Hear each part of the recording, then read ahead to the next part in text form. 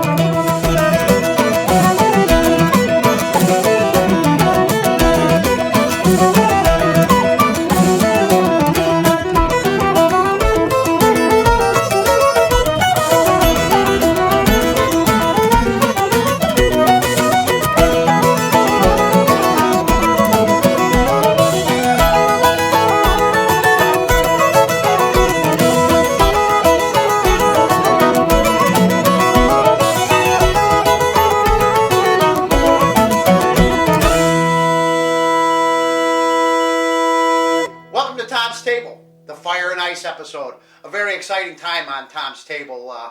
Our shows just keep progressing because, you know, it's more than cooking, and we're not just always cooking in here, we're always doing something else, and what we did this time was kind of special. So joining us tonight is a good friend of mine, Chef Scott Stetton. How you doing? Thanks for being with us. Yep, looking forward to it. And if you've ever been to Brookfield Zoo in the wintertime, you'll see your work. Well, I started ice carving 20 years ago, and that's when I started carving at the Brookfield Zoo. Yeah.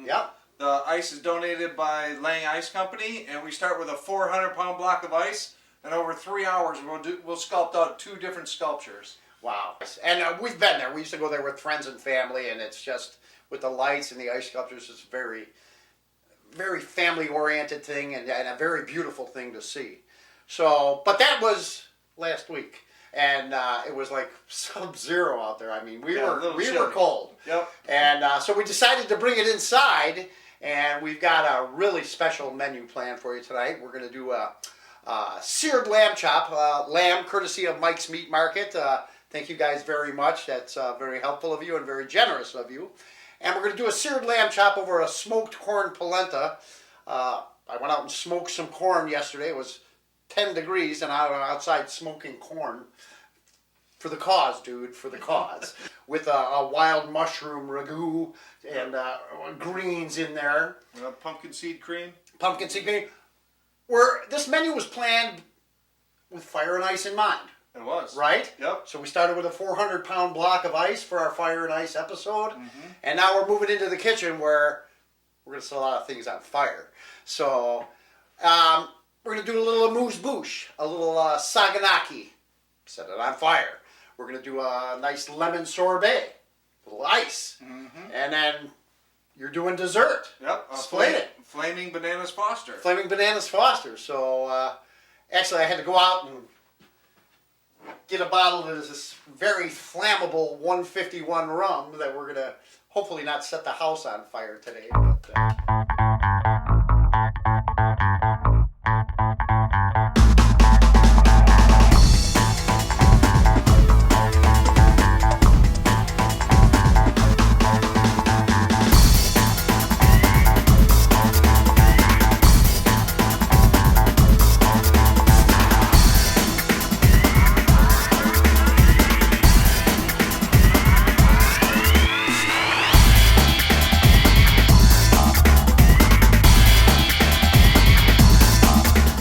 Hi, I'm Kate, your international reporter for Tom's Table. When all of us at Tom's Table first thought about featuring locations and foods from around the world, we thought about the themes of fire and ice.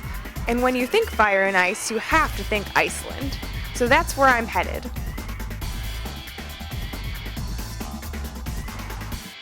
Iceland is a European country and an island located midway between North America and mainland Europe. It lies just below the Arctic Circle. The capital of Reykjavik is actually the northernmost capital in the world. Iceland is a stunningly beautiful and unique country. In fact, the Vikings who originally happened upon Iceland thought it was so special that they cleverly named it Iceland in order to detract other settlers from coming to the island. Then they named their neighbor to the north, which is actually made mostly of ice, Greenland. Largely an Arctic desert, Iceland is laden with mountains, geysers, hot springs, volcanoes, and waterfalls. But its most distinctive feature is its glaciers that cover over 4,600 square miles of the island. Since it's surrounded by the ocean, it shouldn't come as a surprise that fish and seafood are a big part of the Icelandic cuisine. Most of the traditional Icelandic foods revolve around fish, dairy, bread, potatoes, and, of course, lamb. But let's forget traditional Icelandic foods like rotten shark or roasted sheep skull and discuss Iceland's national fast food, or some say soul food, which is the hot dog. Served on a warm steamed bun topped with raw white onions and crispy fried onions, ketchup, sweet brown mustard, and remoulade sauce made with mayo, capers, mustard, and herbs. The sheep of Iceland have been the lifeblood of the nation since the time of the Vikings. Its wool has kept everyone warm, and its meat helped keep everyone alive through the most severe climate conditions in history. Since the climate prevents the growth of grain, the sheep live on grass, angelica, berries, and seaweed, so the meat requires very little seasoning. So Chef Tom, if you're talking about fire and ice, take inspiration from Iceland and let's make some lamb. This is international reporter Kate for Tom's Table. So I'm going to start with making the polenta. Okay, first thing, we're going to saute some onions. I'm going to get those going. And while I'm getting the onions sauteing and getting a little soft, I'm going to turn it over to Scott, who's going to make the pumpkin seed cream. We're going to finish our plate with a nice pumpkin seed cream, and Scott's going to show us how to make that. So, all yours, buddy. Okay, so we're going to make a roasted pumpkin seed cream. I have half a cup of roasted pumpkin seeds here. I'm going to put it in a spice grinder. We'll go ahead and pulverize those, grind those up real good.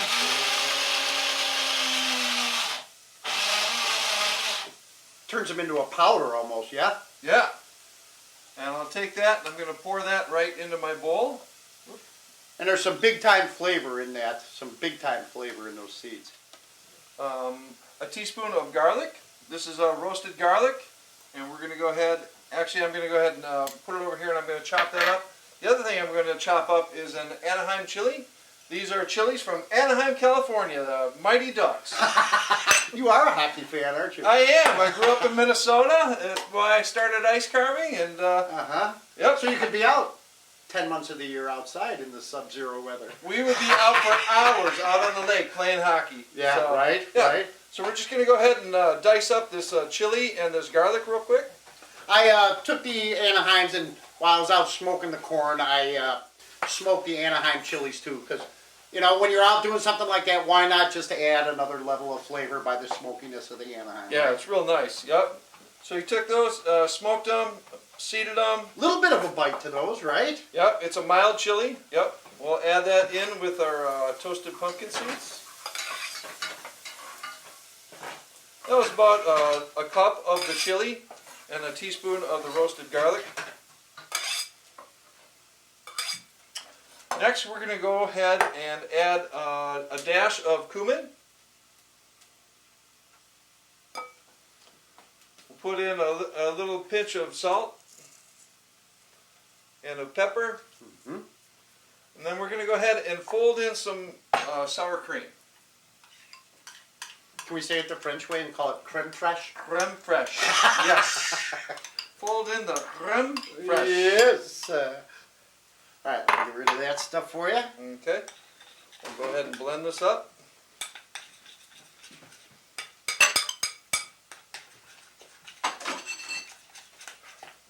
And if we want to add, we want it to spread a little bit, so why don't we add just a little touch of cream so it'll work in our squirt bottle. Sounds good. Yep. Okay. And we always want to check the flavor and everything that we do. Right. Taste, So, taste, taste. Yes. So let's go ahead and give this a shot. Tell me what think it needs anything else here. Okay. Mm. Ooh, you really taste that pepper. It's You good. sure do. Yeah, it's roasted. Mm. Wow, That's the going to be a nice pumpkin bit. seeds. Maybe a touch more salt. No? Okay. Yeah. Just a pinch? Yeah. I'd say a little more cream too. Okay. Nice. Alrighty. All right.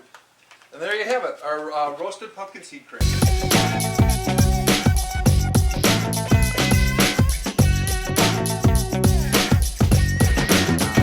So, you were a chef by trade. You're from Baraboo, yeah? Yeah, my father was a chef. My family owned a restaurant for like 18 years. And so I helped run the restaurant. And every Sunday we would have a brunch. And so we would go ahead and make an ice carving for the Sunday brunch, do weddings and holidays, have ice carvings for that. So I started up in Baraboo, Wisconsin at the Barn Restaurant. And your dad was a decorated chef. Yeah, actually my dad competed in the Culinary Olympics in 68, 72, and 76. And in 1976, he won 2 gold medals, Culinary Olympic gold medals for the U.S. team. So, cooking is in your blood, right? It is. It's my dad cooked. His sister owns a restaurant. My 2 cousins own a restaurant. Right. We owned a restaurant. Yeah. Seems like food's always been part of our family. Yeah. And we're going to show you a little bit of what Scott does today. Here we have what? How much does that weigh? It's a 400-pound block of ice. It's called canned ice because it's made in a big can. Takes 3 days to freeze. It comes from Lang Ice out of Willowbrook. And yeah. And it was heavy. We had it was tough getting it out of that truck. I'm not the young man I used to be. Yeah. Yeah. So you could actually use this ice for a drink. You can. It looks a little dirty right now, but the way that they make this ice, it's actually made through a process of reverse osmosis to get all the impurities out, and then to make it come out so clear, they actually put it in a can. They lower the can of this purified water into a saline pool solution, and they freeze that water from the outside in. And they have a jet. You'll be able to see this part right here. This actually was a hose that kept the water moving so the air bubbles didn't freeze in it. And slowly it just froze from the outside in. And that's how it comes out clear through the purification and then also the process. Very nice. We're going to do something very special with this tonight. So what we did here is there was a small picture of a dragon in an ice carving book, and I put it on the what do they call that thing? The machine. Yeah, the machine. Yeah. Anyway, it blows it up. I know that the block of ice is 20 inches wide by 55 inches tall. It's 10 inches thick. It weighs 400 pounds. So I blew it up that size, and I just traced it on this piece of paper. Now what I'm going to do is I'm going to take this die grinder here. This is a straight handle drill. It's like if you have a Dremel at home. It's just a commercial sized Dremel. It has a sharp arrowhead tip in it. And what I'm going to do is I'm going to etch this image of the dragon into the block of ice. That way I have the silhouette into it. Once I have that in there, then I'm going to take my chainsaw and I'm going to relief carve all this excess ice out of there, and then I'll detail it out.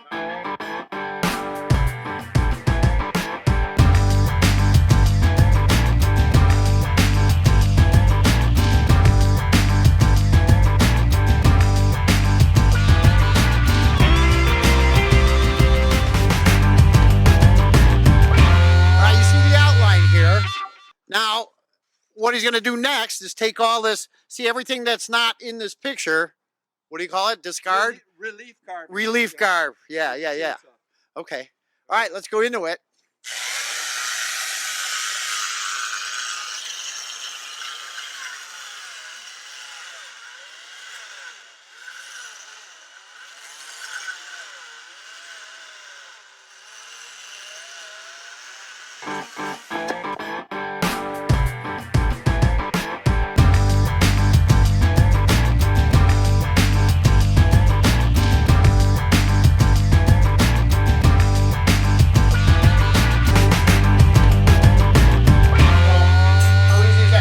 Back to the polenta. My onions are sauteed. I used a half a stick of butter, sauteed some onions, and a little bit of the roasted garlic. Not a lot, you don't need a lot. But I like roasting it because I don't know, it's just a deeper flavor, I think. So, and that's going here. garlic's already roasted, so I don't have to worry about it sauteing. So then we'll deglaze it with some white wine.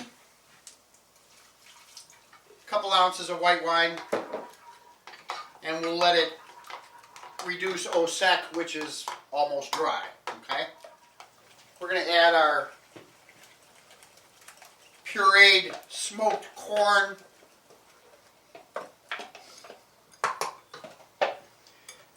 And a bit more chicken stock.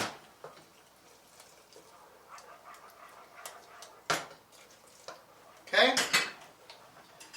Now, we've got 2 cups of polenta.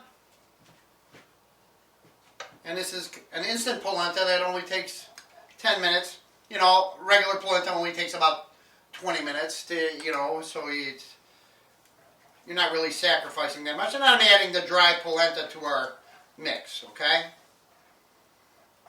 And now, we'll just add a little bit more chicken stock, make it a little thinner. And we just let this go for about 10 minutes. And this is going to be one element of the dish. So 10 minutes and we're good on that. Okay, it's been 10 minutes.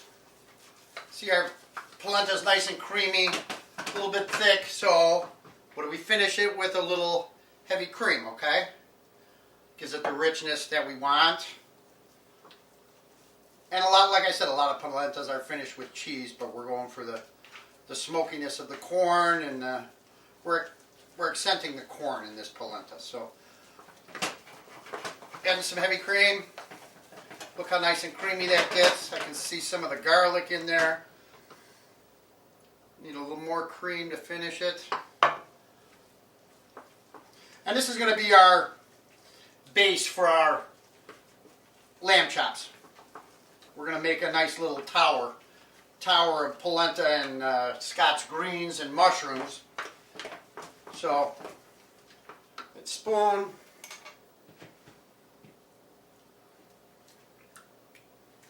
That's money right there.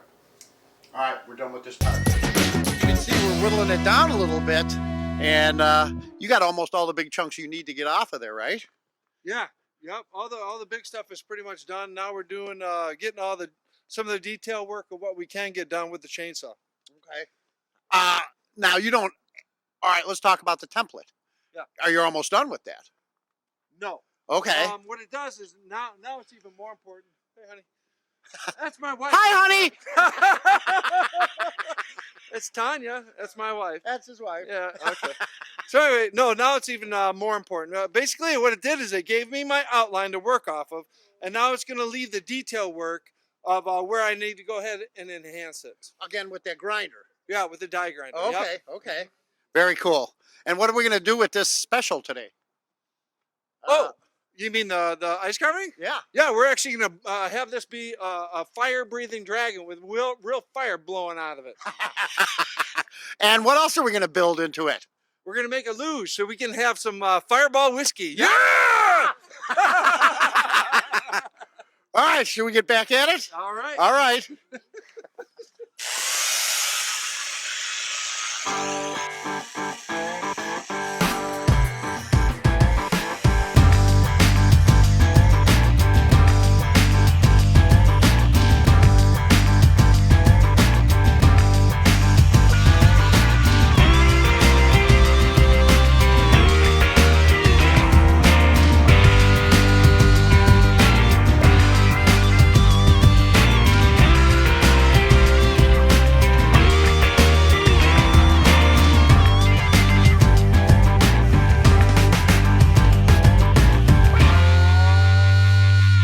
While Tom is preparing our sorbet for our next course, I'm going to go ahead and prepare our wilted greens. We have some red chard, some kale, we have some diced up bacon, some shiitake mushrooms here, and some some white button mushrooms. So I went ahead and I sliced up the mushrooms. I have a pan that's heating up. We'll also add the bacon.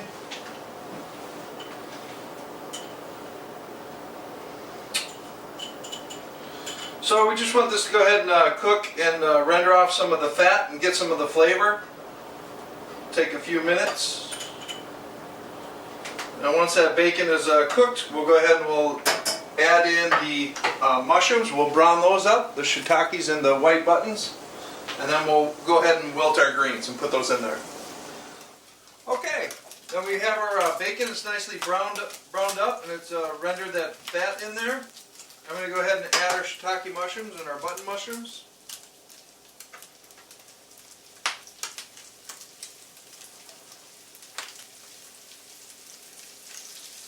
Okay, and we'll let those absorb in all of that bacon flavor.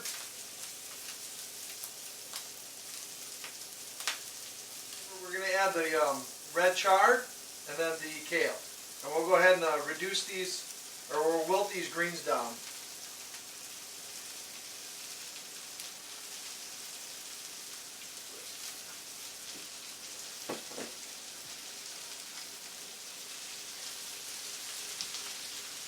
And I don't know, Tom, what would you say about this, or what would you add?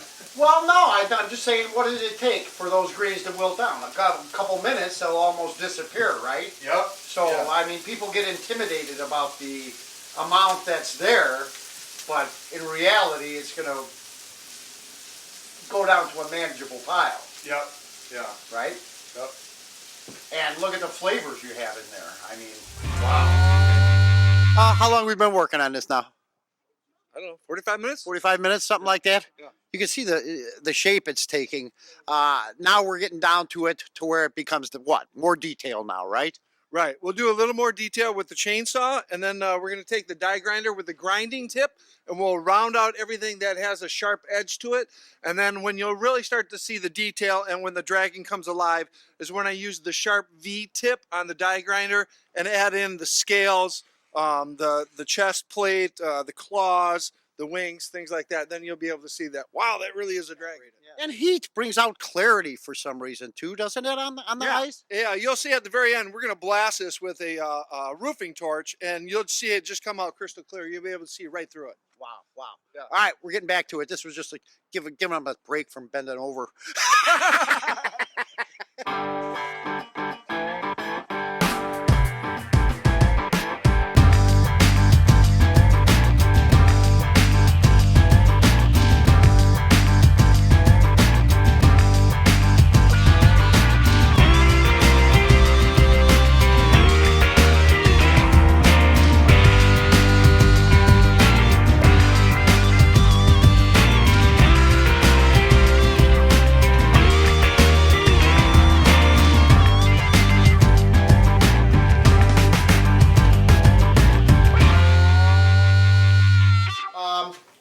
In between courses, it is in your fine restaurants, it is customary to have a nice sorbet. So, in conjunction with our ice theme going on, I made a nice lemon sorbet. Sorbet is very easy to make. You make a simple syrup, equal parts sugar, equal parts water. So I did 3 cups of sugar, 3 cups of water, bring it to a boil, let it sit and cool. Then you take 2.5 cups of fresh squeezed lemon juice, and if you have an ice cream maker, that's fine. You just dump it all in the ice cream maker, let it go until it hardens. If you don't have one, you can just put it in a bowl like this, and every few hours, scrape it, you're good to go. Lemon sorbet.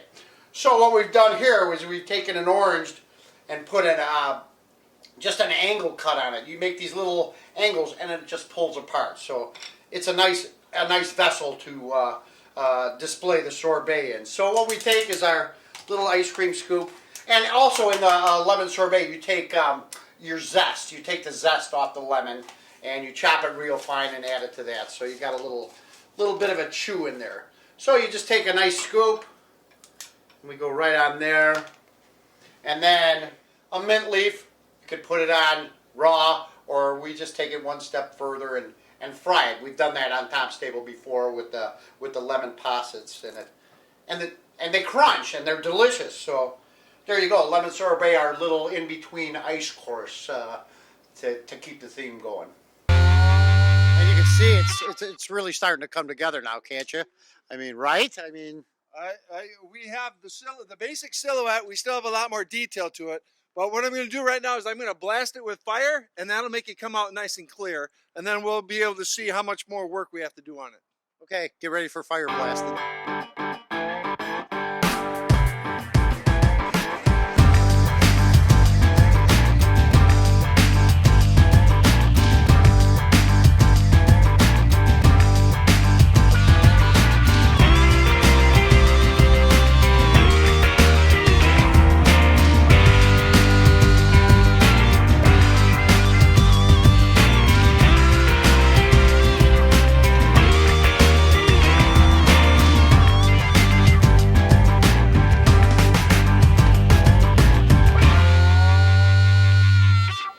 Okay, so here's our beautiful lamb chops from Mike's Market in Villa Park.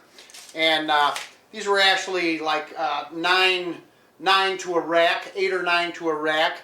And I just prefer, a lot of people don't do it this way, but I prefer to cut them into individual servings.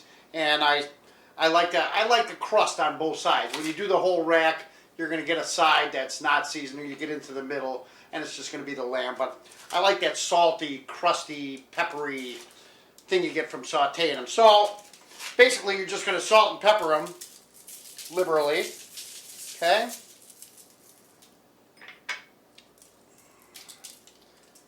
A little more pepper. And the nice thing about these is they are going to cook 1 minute per side, and they're going to be done. So we'll just give them 1 minute per side to get a nice crust on them, and then we'll keep them warm while we finish the rest of the meal. So go right to the stove with it. Hit a little. I'm using grapeseed oil because it's got a very high smoke point. And just do some lamb chops, dude. Let's do some lamb chops.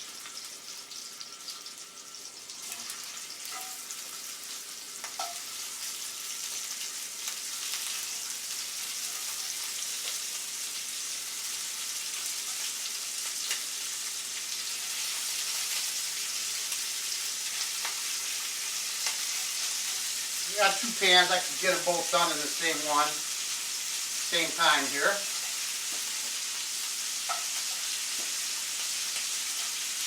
So by the time I get this pan filled with the chops, those are going to be ready to turn already.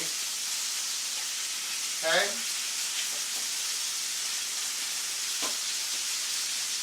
Like I said, these cook real quick. Go one more over there. Okay.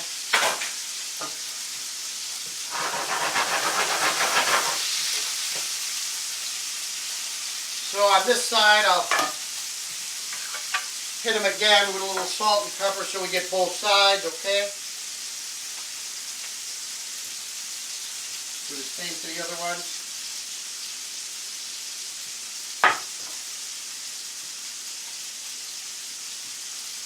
A lot of flavor in these lamb chops, holy cow.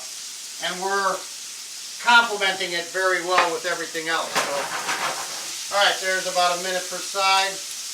Look at that. Nice crust on there. Nice sear. So you wonder why we're doing lamb today. In Iceland, lamb is huge. They eat so much lamb, and that was kind of our driving factor to what protein we were going to serve with this meal. So lamb's the choice. And there you go. Tell me that doesn't look really nice. And the other one.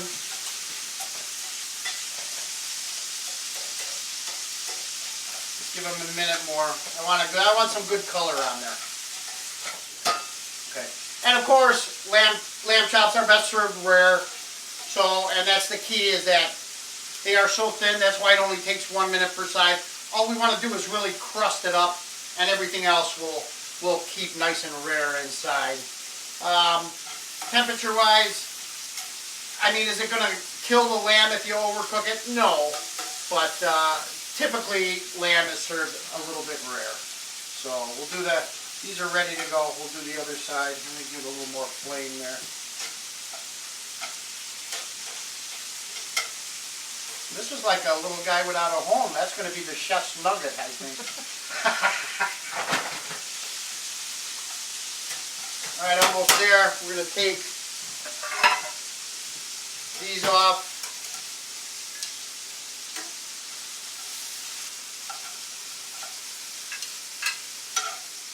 There you go. You got a nice sear on there. And this is, I can keep them in a 200-degree oven right now without worrying about them overcooking. So, by golly, we're almost there ready to plate, aren't we? So, we're going to do one more course, which would be the Saganaki, and we're going to do that next, okay? Just amazing what that little bit of heat does to that, right? I mean, Yeah, it gives you a nice clear sculpture. It melts off all the snow and slush, so now you can see where you need to put in all your detail. right, cool. So now we're going to go ahead and use this. This is the same type of die grinder with a different tip. It has a sharp arrowhead tip on it. Nice. Here we go.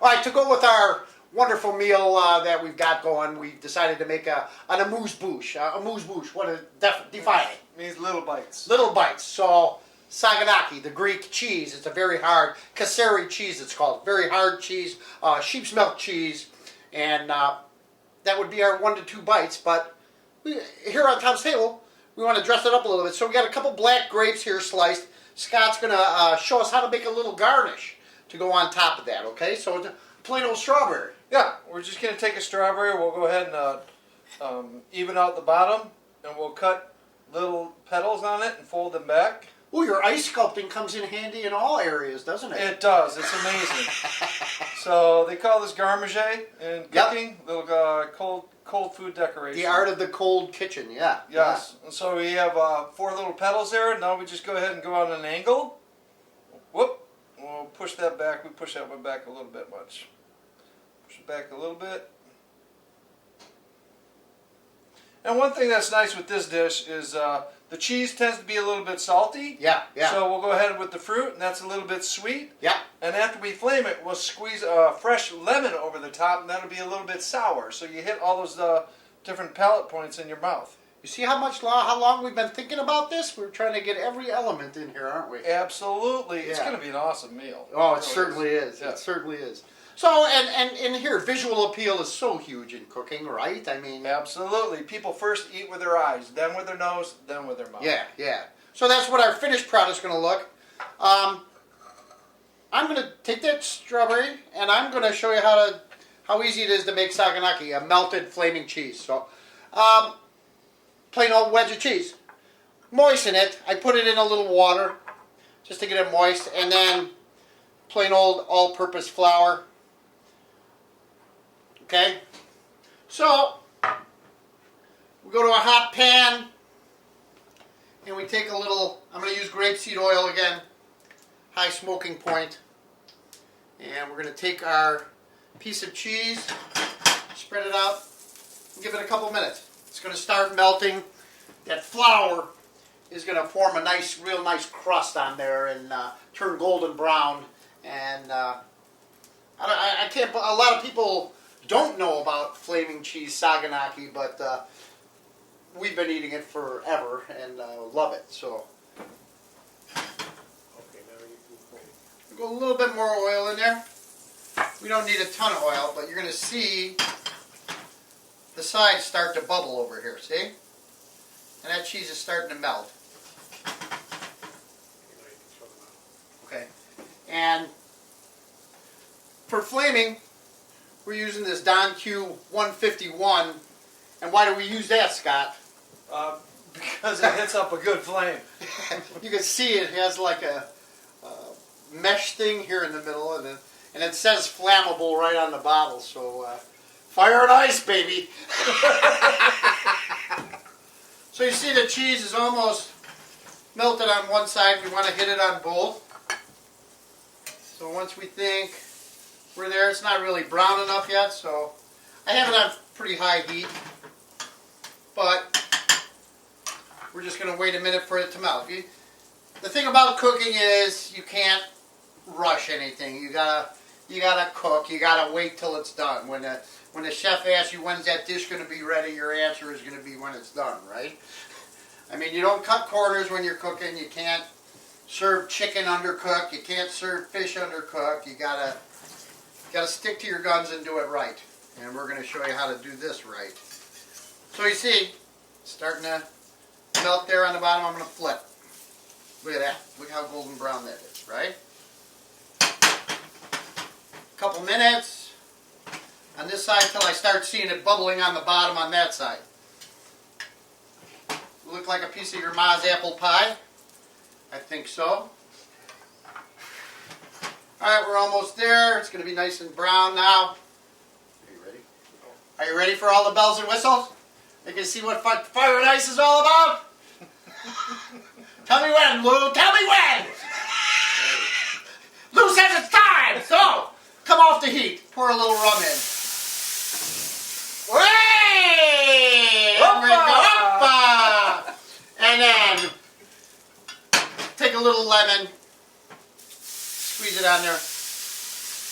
There you go. Go to our plate. Where we going the wedge this way, or Sure. the other way? This way? Yeah. And there we go, plating. There you go. What an appetizer that is, right? Fire and ice, baby. 400-pound block of ice, and well, I think that only took you an hour and a half. Hour and a half, yeah. Hour and 45 minutes, yeah, somewhere around there. Okay, that's and that's basically the time it takes for just about everyone, or? For a 400-pound block, a single block carving, that's about average what I'll do, yeah. Okay, look at it. I mean, are you surprised? I am not surprised because I know what this guy can do. And wow, yeah, look at this. Now what are we going to do? Actually, what we're going to do is we're going to go ahead and put a luge inside of it. So we'll put a funnel in here with the tube. We'll have it coming out, and we're going to do fireball shots. Woohoo! All right.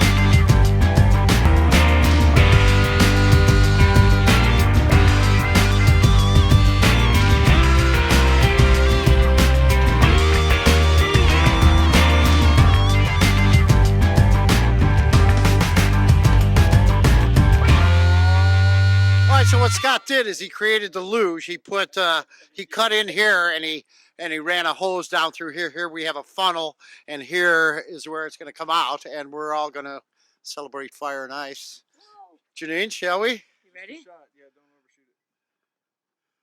Fire. Oh, little, let me see. A little more. Give me a little. I want a shot. There you go. All right, there's one. All right. All right. All right. Good. All right. Yeah, we're doing that. Hold on. This is so cool. All right. Oh, Here, I'll hold her. Here. I'll hold that. Here, I'll hold that. Here we one go. more. One more time. Okay. Lou, you'll get yours later. All right. To Tom's table and fire and ice. Fire and ice! All right.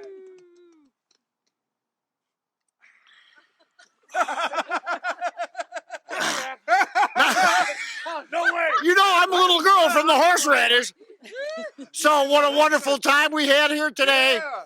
Janine, Tanya, Scott, Anything what a else? wondyful job. All right, thank you You very got much. anything Yeah. else to say? No, thanks. It was a lot of fun. Thanks everybody for coming out. Hope you enjoyed the show, and we'll see you on the future times. All right. Well, hey, we're not done yet. We're going into the kitchen. We are.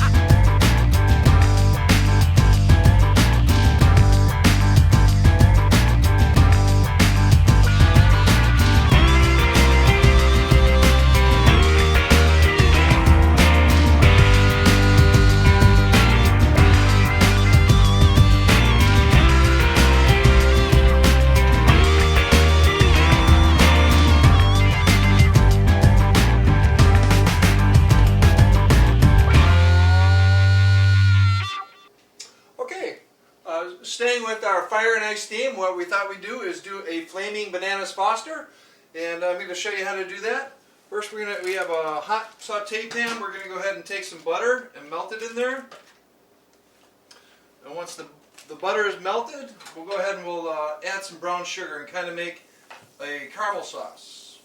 And we'll add some fresh orange and lemon once all those are melted. So we did about a third of a pound of butter. We'll do about a cup of brown sugar. We're going to do a serving for 4. It's a very traditional dessert, yeah? Yeah. We used to do this tableside at a restaurant I used to work at. People were always kind of wowed by it. They liked it. Right. It has fantastic flavor. And with the brown sugar and butter, that caramel sauce is just... How do you go wrong? Yeah. Add a little rum and brandy and boom. Boom. Yep. All right, so your butter's almost melted. Yep. Got our butter. Now we're going to go ahead and add our brown sugar in there. And again, we'll wait until that brown sugar melts in and blends with that butter.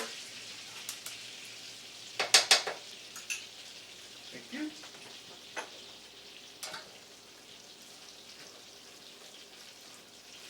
Butter and sugar, you're batting 1,000 right there. Yeah. And we always like to keep our ingredients fresh. So, Yep. we're going to take some fresh squeezed lemon. So half of a fresh squeezed lemon, with the juice out of that. We'll add that in.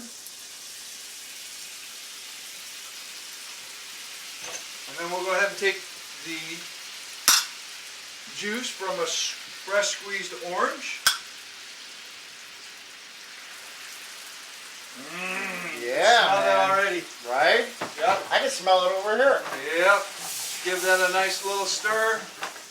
Okay, we already have we do a portion size about half a banana per person, so I diced up or sliced up 2 bananas. We'll go ahead and we'll start cooking these in the sauce. How long do those have to cook down? Oh, just a minute or 2. Okay, Yep, just so they kinda- soften, right? Yep, till they soften, they blend with the sauce. We're gonna go ahead and add a little seasoning there. We have some cinnamon. Mmm. We'll do a fresh little bit of nutmeg. I love you for doing grated. Yes. Big on that. I love you too. Okay. And now we're going to add just a touch of allspice. Nice. All right. Let's go ahead and stir all this up. Our bananas are starting to cook. You can see they're getting soft on the sides.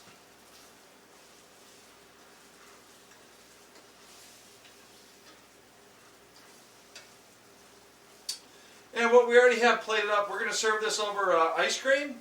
And we Yeah. have a pirouette and then a nice Where's the fresh light for slice of orange. Nice. Okay, so we're adding in a little bit of brandy. Well, you Showtime, aren't you? You're It Mr. is showtime. Hollywood. There you go. Now we're adding in that 151, depending on how much flame you want, how much sauce there is, depends on how much rum you put in. And you always want to get your pan hot.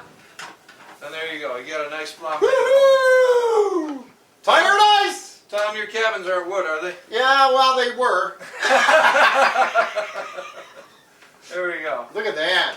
You can see how nice that would be. Go ahead and doing that tableside. Yeah, Nice right? flaming bananas. Beautiful. And again, as long as you have your pan hot, your alcohol will continue to cook.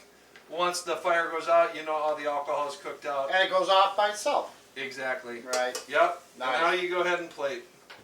Nice. We'll go ahead and spoon this right over our ice cream. I did mine with my lights on. You did yours with the lights off for a little Yeah. Hollywood Scott Stetton. There you go. It shows a little bit better. There we go. So Well, you got you that were- nice citrus caramel sauce with those bananas and that ice cream. You try that. Oh boy. I will. That I is will. good. Yes. And you got a pirouette there, orange. Oh my gosh. Mm-hmm. Watch it. It's hot. Oh man. Isn't that good? Oh man. I wish you were here. Well, we're gonna put our meals together and we're gonna go into Tom's table. So, what do you say we see you in there when we're? Huh, I'm starving. Are you starving? I'm starving, and this looks so good. It I'm does gonna look make so this. good. All right, Yeah. we'll see you in Tom's table. Well, we've been cooking for a little while. Yep. It's time to enjoy the fruits of our labors. Let's dig in. All right, let's start it. Let's start with the fire and ice, man. Saganaki we set on fire, so let's try it. If it tastes as good as it looks, we're in for a treat. I like the crisp on that. Yeah, right?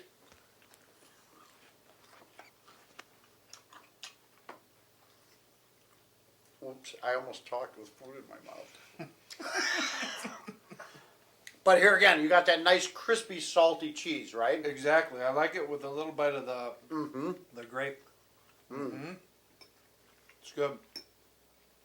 And fun to make. Easy. Fun to make. And even though we flamed it in that 151 rum, I'm not tasting any rum, so that's kind of a nice thing. It burns out real quick. It adds just a touch of flavor and a little bit of panache. Is that why you added brandy to your bananas to give a little more flavor A little there more too? flavor, yeah. You All can right, taste it. all right. Mm-hmm. Yeah, we're no stranger to Saganaki.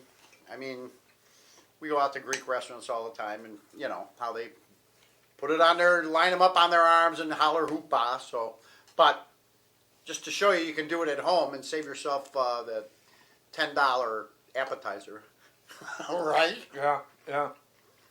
And I hope we showed you enough to be able to reproduce this meal at home. Wasn't that complicated, right? No, it's all you saw. It was pretty straightforward, easy to do if you just take the time to do it. All right, let's taste our sorbet while we're here.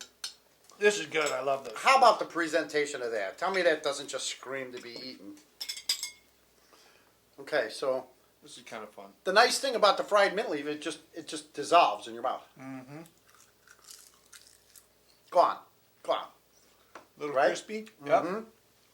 So we go with the sorbet. Palate cleanser. Mm-hmm. And we use the sorbet to cleanse our palate before the next course, which I've been reminded of many times today.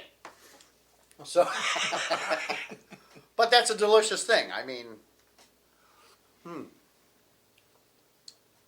right?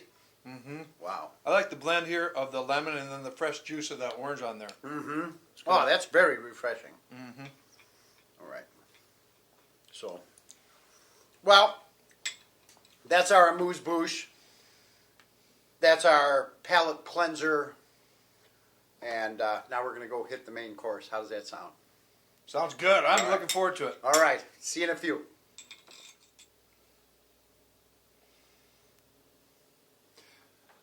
All right. This is what we've been working for all day. That's the Yes. only little spat we had was right here on the plating. All right. Scott wanted his pumpkin seed cream this way. I wanted mine this way. Is there a right way? Is there a wrong way? There is not. I mean, There you go. you do whatever floats your boat, and what matters most is how it tastes. So, Absolutely. what do you say? Oh, yeah. All right, we've been waiting for this. All right. Did you already give it to us? Yeah. Oh. Okay. Well, you wanted to show it off a little more? No. Dude, I'm excited. This I am is going to too. be wonderful. Mm-hmm. All right, I'm starting with the polenta vegetable. I'm starting with the lamb Oh, that a and boy. the pumpkin cream. Oh, Janine told me little bites. Mmm. Oh my gosh. It is tender, flavorful. I love the pumpkin cream Mm-hmm. sauce. That it totally blends with that lamb's. We put a few roasted and salt pumpkin seeds on the plate as well. Gives it a nice little crunch too. Mm-hmm. All right, my time for a little lamb chop. Still nice and still, nice and rare in there. Yep. Nice and pink.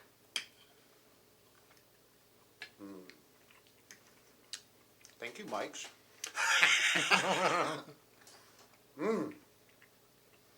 I love the smokiness in that polenta. Right? I mean, That totally makes it. I did not think that going out and smoking corn would make that much of a difference in the meal. But It really does. it really does. Yeah. And there's a little bit of, I don't know, what is the saltiness in there? It's good. It's perfect. Is it just seasoning? The chicken stock? Could be the strong chicken stock, maybe? Yeah, it is good. Yeah, talk about the plating. Sure. What we wanted to do was keep it clean and simple. So we went ahead and we took a mold, an open-end mold, and we put it in the center of the plate. Took an ice cream scoop, scooped out 1.5 of the polenta, smashed it down. We took the sautéed chard and kale and the shiitake mushrooms. We packed that down. Then we went ahead and we garnished it with a little diced red and orange pepper with the roasted corn on top. Put some fresh rosemary up there just for a little height and aromatic. Right? Yeah. And boy, this all just blends so well. It is really a nice meal. Yeah, I'm happy. I'm not disappointed one bit. Nope, I don't think I'd change anything. I don't think I would. I wouldn't. This is good. You know, you haven't tasted it yet, Lou, but you're in for a treat. So are you, Janine. Yeah. So, obviously, we're both familiar with fine dining. Let's talk about your culinary background. Sure. Culinary school graduate as well. Yep. Yep. Went through culinary school, graduated back in '98, I believe it was, up in Madison. My family owned a restaurant for 18 years. My mom and I, we ran it. My dad ran it. He started it. He wound up passing away in '97. But a decorated chef. My dad was a very decorated chef. He competed in the Culinary Olympics 3 different times in Frankfurt, Germany. He back in '76, the last time he competed, he came home with a gold medal. So just as a little souvenir, I brought an authentic Culinary Olympic gold medal from Frankfurt, Germany that my father had won back in 1976. So that's the second set of medals we've seen. We've seen Dale Gann's James Beard Awards. She brought her James Beard Awards here. So yeah, your dad is in great company, right? Yeah, yep, pretty neat. So very cool. So you worked with your mom, and they were up in Wisconsin in Caribou. Yeah. What type of food? White tablecloth food, just very similar to this. So we did that. Would you call it a supper club? No, it was actually a renovated barn built in the 1800s, and back in 1957, the Swedish farmers there, they converted it, and they would serve Swedish pancakes out of it. Yeah, the Swedish farmers? Yeah. The Swedish farmers.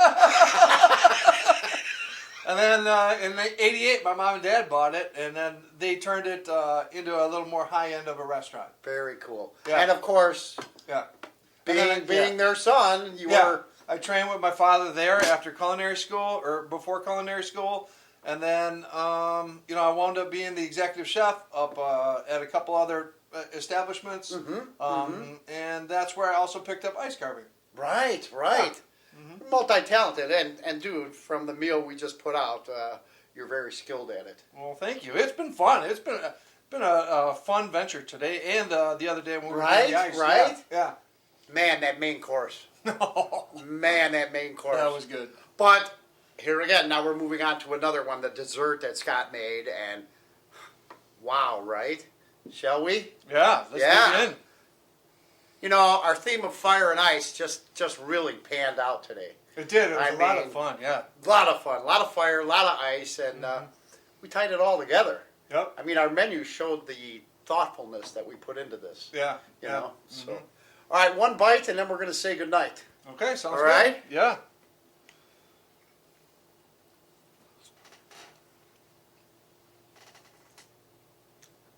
Man, that's decadent. Very good. That's I love decadent. That. I love the citrus with the creaminess of the ice cream. Oh, Yeah. delicious. The bananas. Delicious. And it comes out in the sauce, does. right? First Yep. thing. Yep. So, we're going to let you go so we can inhale our desserts by ourselves. Buddy, I just want to thank you very much for coming on and being a part of Tom's Table. It was a great experience. It was a lot of fun. Yeah, Yeah, I'm glad yeah. we did it. Yep. Right? Yep. Right? Yep. So, thanks for being with us for Tom's Table. We'll see you next time. Scott, Alrighty. Sounds good, pleasure, buddy. dude. See you next time on Tom's Table. Thanks for watching. Well, it's been a fire and ice day on Tom's Table, yeah? It sure is. It's snowing like crazy right now, and we had a 400-pound block of ice that turned into a fire-breathing dragon. And we then went into the kitchen and prepared a wonderful gourmet meal to support the ice part and the fire part. It's been fire and ice in everything we did, Everything's been flaming or freezing. right? And so we just want to give a special thank you to Chef Scott Stetton and our reporter Kate up in Iceland, right? We got some nice footage up there, and it was fun to see what's going on in Iceland. Unbelievable. It feels like Iceland right here. So we just want to thank you guys for watching Tom's Table. We hope you had a wonderful time. We'll see you next time. See ya.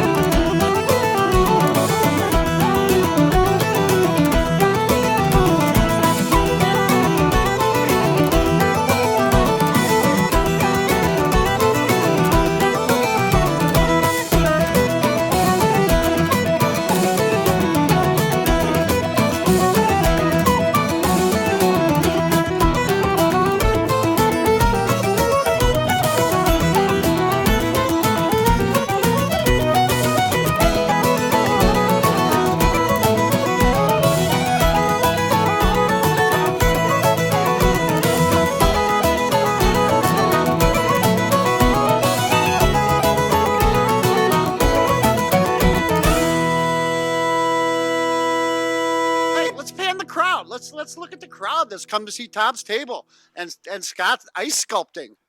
Look at that. All right.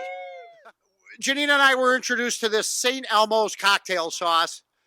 And Valentine's Day was last week. I made a shrimp cocktail. And I said, oh, let's have this cocktail sauce. All right. I'm not going to say anything else about it. We're going to have the challenge. Come on over. All right. St. Elmo's cocktail sauce. I'm just going to give you a little bit. Okay, right? That's not bad, right? No, not at all. Okay. You want me to do it? You going to do it? It's not enough. All right, no reaction. That's not enough.